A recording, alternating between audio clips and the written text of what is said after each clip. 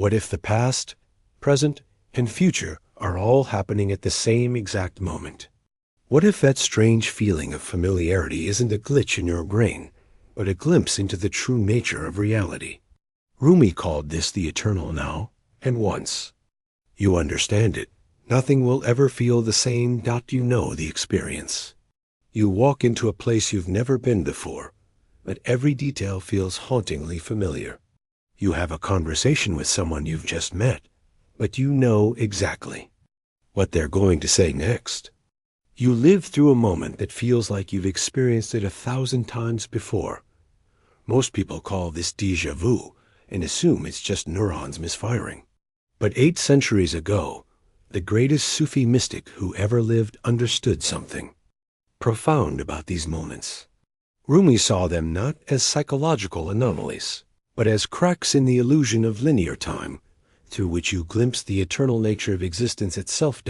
In one of his most profound insights, Rumi wrote, 100,000 years and a single hour are one. The beginning of eternity and the end of eternity arch into union. This wasn't poetry for poetry's sake. This was Rumi describing the actual structure of reality as experienced by someone who had transcended the normal boundaries of temporal perception. Modern consciousness research is only now beginning to catch up with what Rumi knew through direct experience. When neuroscientists study people in deep meditative states, they find that the brain regions responsible for temporal processing become quiet. The sense of past, present, and future begins to dissolve. What emerges is what researchers call this eternal present, a state of consciousness where all moments exist simultaneously. But Rumi went further than just describing this state. He explained why we normally can't access it and what it reveals about the nature of existence itself.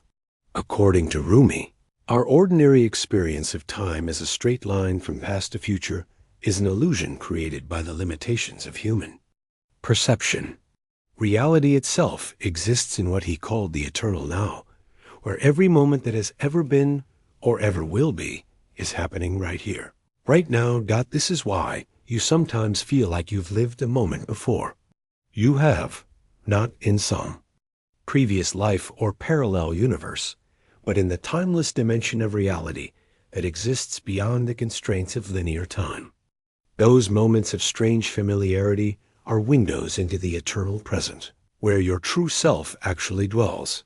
Rumi described this in another of his profound insights. Our death is our wedding with eternity. He wasn't talking about some future event that happens when your body stops functioning. He was describing the ongoing process of awakening to the eternal dimension of your being that exists right now, in this moment, beyond the stream of temporal experience. Think about your deepest memories, the moments that feel most real to you, most significant, most alive.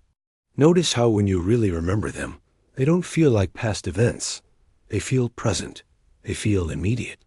They feel like they're happening now. This isn't your mind playing tricks on you. This is your consciousness touching the eternal dimension where these moments still exist, where they've always existed, where they will always exist. Rumi taught that this eternal present isn't something you need to achieve or attain. It's something you need to recognize. It's where you already are. The sense of moving through time from moment to moment is like being in a car and thinking the landscape is moving while you remain still. From a higher perspective, you can see that you're the one in motion while the landscape remains constant. Similarly, from the perspective of eternal consciousness, you can see that moments don't come and go. You move through an eternal landscape of present moments. This understanding completely transforms your relationship with memory and anticipation. Instead of seeing the past as gone and the future as not yet real, you begin to recognize them as different regions of an eternal present that you can access right now. This is why certain places, certain people, certain experiences can feel so familiar, even when you encounter them for the first time. Your eternal self recognizes them because it has always known them in the timeless dimension of reality. Academic research on mystical experiences consistently finds that people who have transcendent experiences report a dissolution of temporal boundaries. Time doesn't speed up or slow down. It reveals itself as fundamentally different from what we normally assume it to be. Studies published in journals of consciousness research document how contemplatives across cultures and centuries have reported the same insight that Rumi expressed. Time as we normally experience it is a construction of limited awareness. Wow. Reality itself exists in an eternal present, but understanding this intellectually is different from experiencing it directly. Rumi provided practical guidance for accessing the eternal now that modern mindfulness research has validated. The key is presence. Not thinking about being present, but actually being present. When your attention is completely absorbed in the immediate reality of this moment, without reference to past or future, without the narrative commentary that usually runs through your mind, something remarkable happens. The boundaries between moments begin to dissolve. You stop experiencing yourself as moving through time and start experiencing time as moving through you. This isn't a mystical abstraction. This is a tangible shift in consciousness that you can cultivate through practice.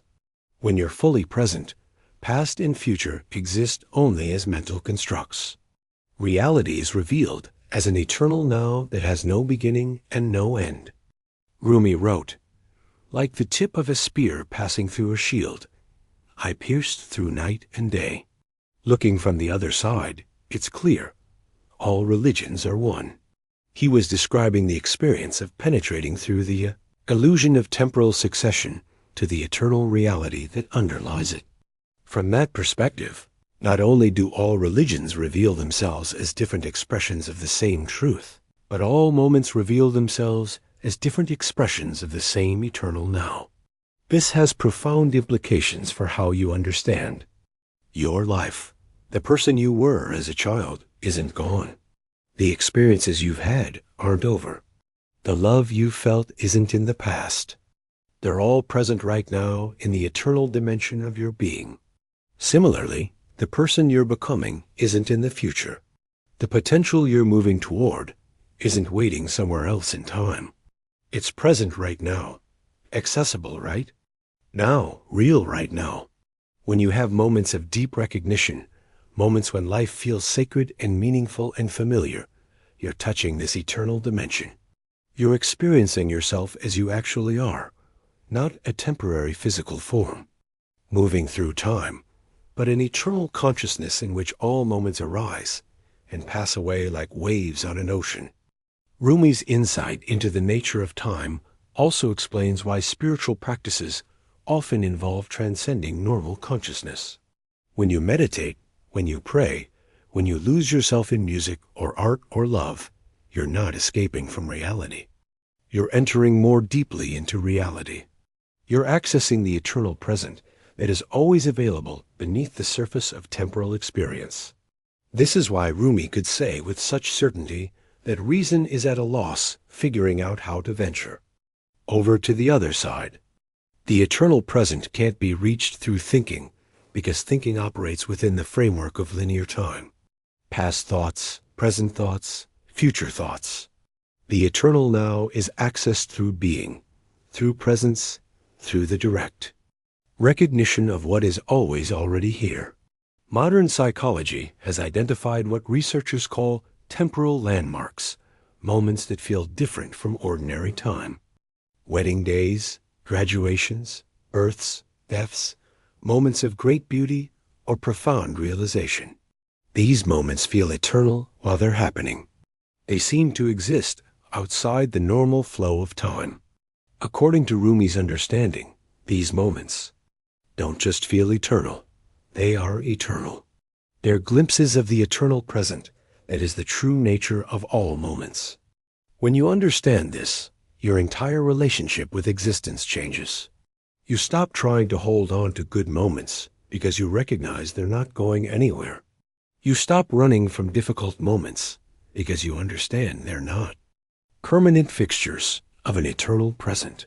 You begin to see that what you call your life is not a story unfolding in time, but a pattern of awareness exploring different regions of an eternal reality. The strange feeling of having done something before becomes a reminder of your true nature. It's your eternal self recognizing itself in the timeless dimension where it actually dwells. The feeling isn't coming from your brain creating false memories. It's coming from your consciousness touching the eternal present where all experiences exist simultaneously. Rumi taught that this recognition is not the end of the spiritual path, but the beginning. Once you glimpse the eternal present, once you taste the timeless dimension of your being, everything else becomes a deepening of that recognition. You don't graduate from temporal existence into eternal existence. You discover that you've always been eternal consciousness, temporarily forgetting itself in the play of linear time. This is why Rumi could write with such joy about death as a wedding with eternity. He wasn't talking about some future event. He was describing the ongoing awakening to what you actually are right now. Every moment offers the opportunity to die, to the illusion of being a temporary self, and awaken to the reality of being eternal consciousness. The next time you have that strange feeling of recognition, that sense that you've been somewhere before or done something before, don't dismiss it as a neurological quirk. Recognize it as what it actually is, your eternal self touching the timeless dimension where all moments exist right now. You're not remembering something from the past. You're recognizing something from the eternal present. And once you know that all moments exist now, that eternity is not a long time but no time, that the eternal present is not somewhere else but right here, you'll never experience time the same way again. You'll know what Rumi knew, that the beginning of eternity and the end of eternity arch into union, and that union is where you've always been.